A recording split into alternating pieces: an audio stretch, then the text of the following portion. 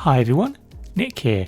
Today we're looking at the third qualifier in the F1 2020 Esports series. But first off, how did we do in the second qualifier? Well, we were just 740 places off of a top 8 spot and the qualifying mark to get into whatever the next round is. So close. So we had to do ever so slightly better to stand a chance. We obviously don't stand a chance whatsoever, but I like Monza. It's a great track, big fan of it, so I was very keen to have a go at this event and just basically see how close I could get. So no assists, AI driver level. I decided to play it cool and go with 90. This was because I hadn't driven the track for a while. I had no setup whatsoever, so I used my Canada setup. My theory was, it's got straights, it's got chicanes. How much different can they be? I mean, apart from being very different, didn't really matter too much though. This was basically a sighter to see what's going on. So as you can see, we are Lando Norris in the McLaren. We are currently in 5th place, which is where he retired from in the Belgian Grand Prix. Ouch. We have Verstappen ahead of us, and way down the road ahead of him we have the two Mercedes. Our objective is to get on the podium.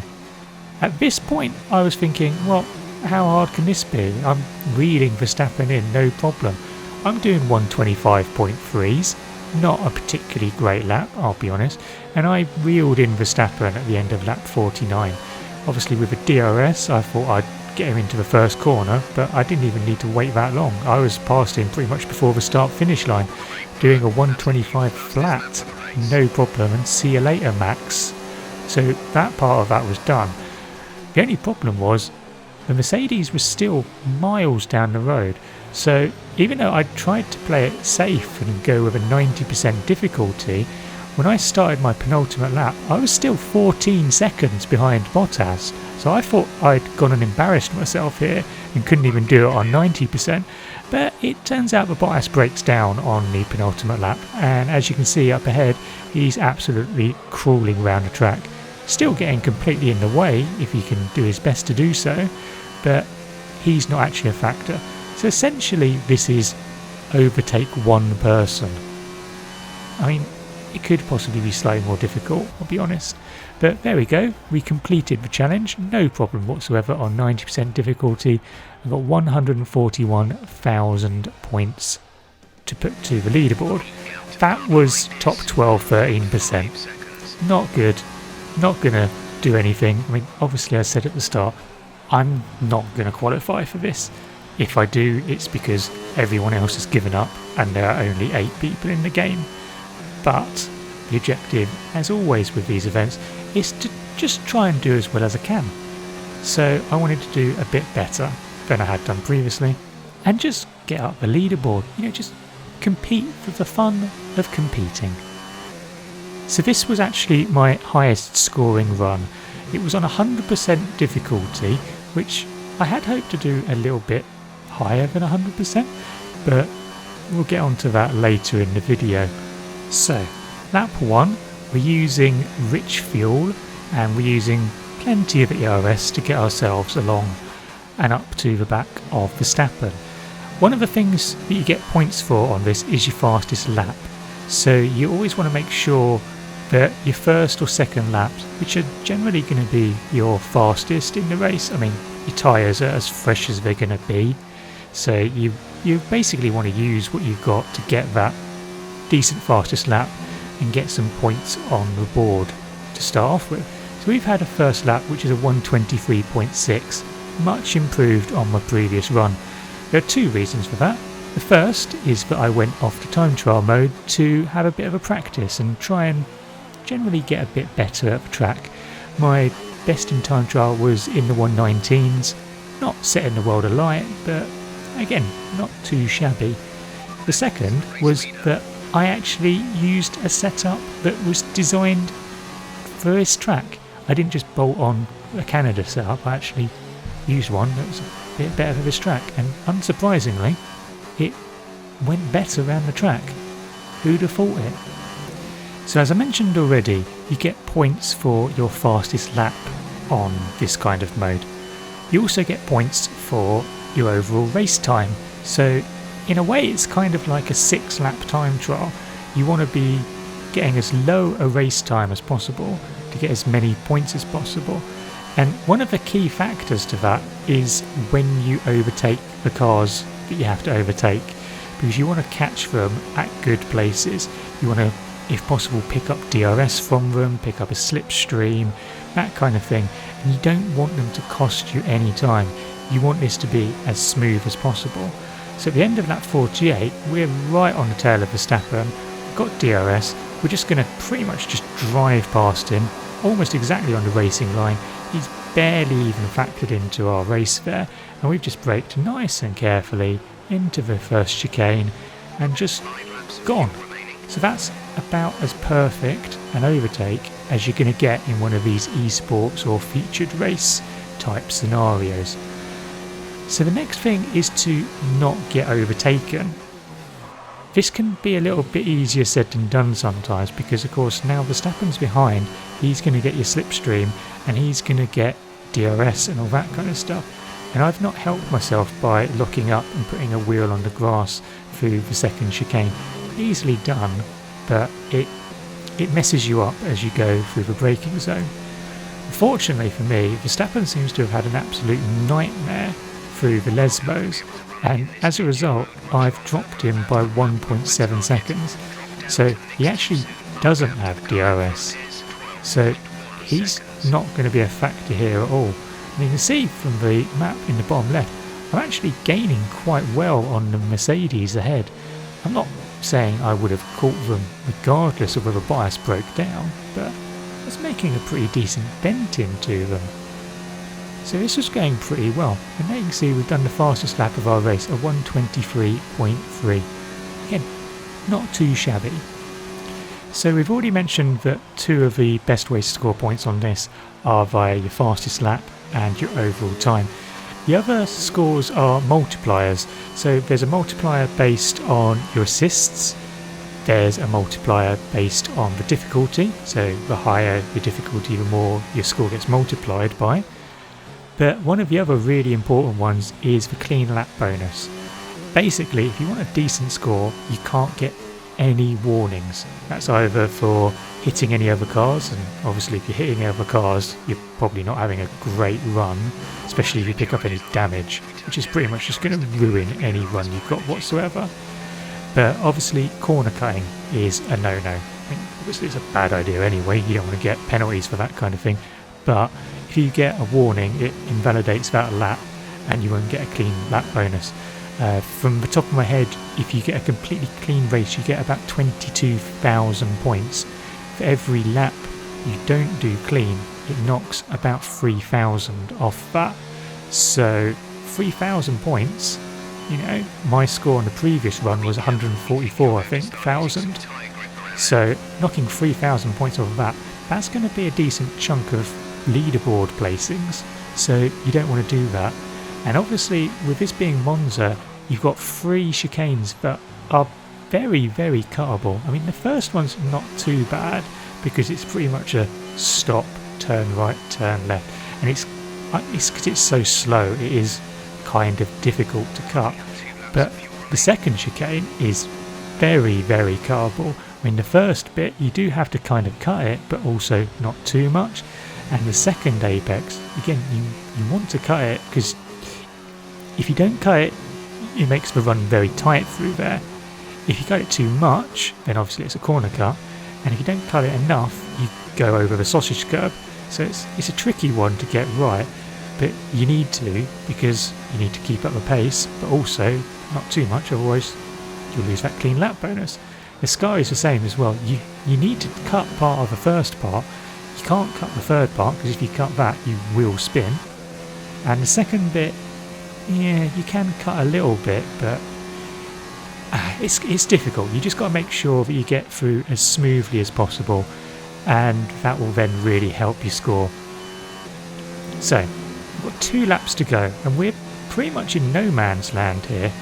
We've got a gap of 8.6 seconds to Bottas, who's about to break down ahead of us, and we've got a massive gap to Verstappen behind, so there's no problems there.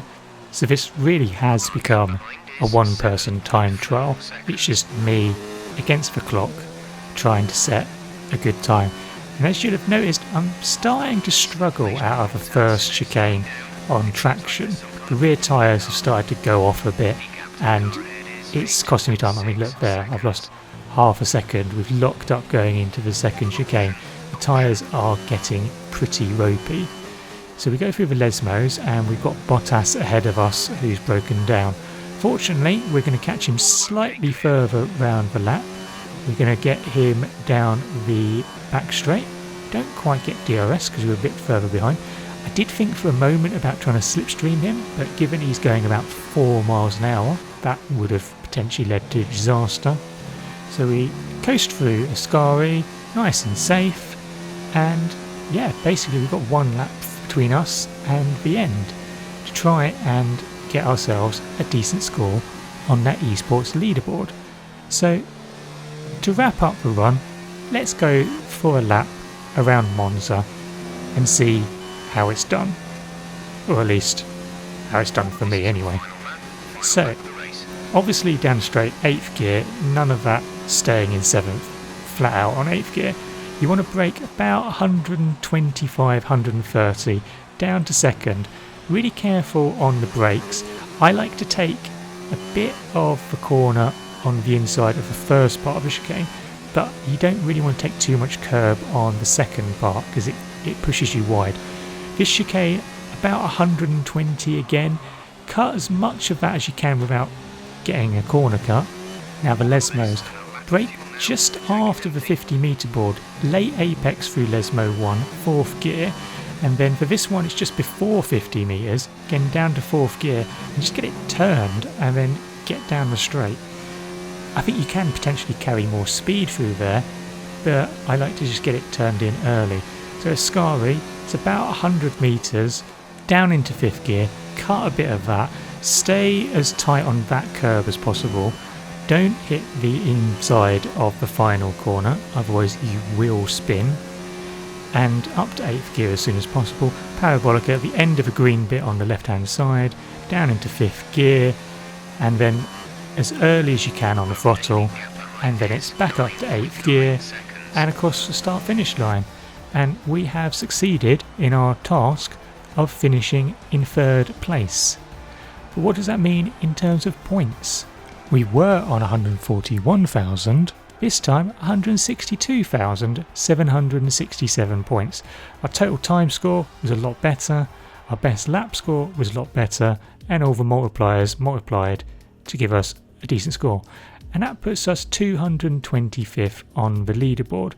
We're some 13 seconds total time wise off the best people, but it was a clean race, so we were able to beat people who had an AI level of 108. So, you know, not too bad. I then bumped the difficulty up to 104, but started making mistakes, so we cut the corner there, and even though I was able to complete the run and be successful, this time challenged by Leclerc with his ridiculous Ferrari pace, and even though he went up the inside there, I just did him back again through parabolica. Bit of a wobble there, but what are you going to do about it, Charles? And we were able to do it on 104%, so that's really good. The only problem was because I didn't do it quite as quickly and I didn't get all the clean lap bonus, I didn't get as high a score. So that score's just out the window, so no luck there. I then bumped it up to 105% and was still competitive. Verstappen was harder to catch at this point, so I only caught him down the pit straight on lap 52 with this absolutely stupid attempt at an overtake. I just drove into him for some reason, so we broke part of the front wing. At this point I was thinking, well, I've only got a lap and a bit to go, it's only 1/2 of my front wing, how hard can it be? Well, we know Bottas is going to retire, so we're in the box seat, right? Well, obviously not, because I instantly locked up through the second chicane, completely messed it up. Verstappen's got through, and that was that. So, tried again, and then completely forgot how to do Ascari. It was just spin after spin after spin. Remember how I said you shouldn't clip the curb on the final part of Ascari? Well, I kept on doing that. Absolute numpty. I did somehow remember how to do Ascari though, and went for another run on 105 difficulty. And where it took me a little bit longer to catch Verstappen, I was able to get him down the pit straight at the start of lap 51. So we overtake him there, pull back onto a racing line, and actually brake a little bit later than normal, but managed to just about get it stopped in time to get the overtake done. Nice job. And I was cruising back thinking this could be okay, but then Bottas went and did this. I mean, you've broken down Valtteri, mate. Do you really need to take the apex like that and ruin my front wing? So even though I had a broken front wing, I decided to try and get to the end just to see what was going on. But on the final lap through Ascari, because I was struggling to adjust to the lack of downforce, and because I was just being a numpty in general, I cut part of a corner and lost some clean lap bonus. So that was not ideal. So we already knew that the time was unlikely to be good because the final lap was obviously going to be compromised, and as I nearly go into pits for some reason there, it wasn't going to be good enough. And again, it's only 155,000, so even though I was able to do it on a higher difficulty than 100, I couldn't hook it all together to actually get a better score. And that just shows that it's not all about just trying to do it on the highest difficulty possible. You have to actually put all the pieces together. You get your clean race, you get your fastest lap, and you get your overall time. Put all of those together, and then you'll get a good score. And who knows, maybe, just maybe, if you work really hard at it, you can be like me and not get anywhere near actually qualifying through these events. Yeah. Anyway, as we watch me completing the fastest lap that I managed to do on this whole event, I think it was a 1:23.1 or so, we have reached the end of the video. Thank you very much for watching, and I hope you've enjoyed it. If you did, then don't forget to hit that like button, and if you haven't already subscribed to the channel, then why don't you go do that now? It's always massively appreciated, and you'll get told when I upload all of my other incredibly exciting F1 2019 videos. And let me know in the comments below what you're making of the esports qualifiers. Have you had a go? Where did you get on the leaderboard? Are you sniffing around the actual qualifying places? Fingers crossed you are. But until next time, and the next video, goodbye.